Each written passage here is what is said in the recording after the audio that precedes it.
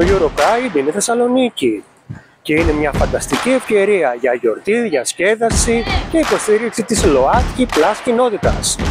Όμως με την πρόγνωση του καιρού να δείχνει έως και 37 βαθμούς Κελσίου, είναι σημαντικό να προσέξεις τη διατροφή και την ενυδάτωσή σου, επειδή το σώμα χρειάζεται περισσότερο νερό όταν έχει ζέστη.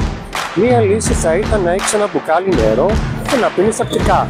Ακόμα, επέλεξε δροσιστικά και ελαφριά σνακ. Απέφυγε βαριά και λιπαρά φαγητά που μπορεί να σου προκαλέσουν δυσφορία. Μπορείς να προτιμήσεις σνακ όπως φρούτα και γιαούρτι.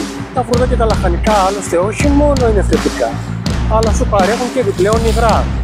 Επίσης, κατανάλωσε μικρά και συχνά γεύματα για να διατηρήσεις τα επίπεδα της ενέργειάς σου σταθερά.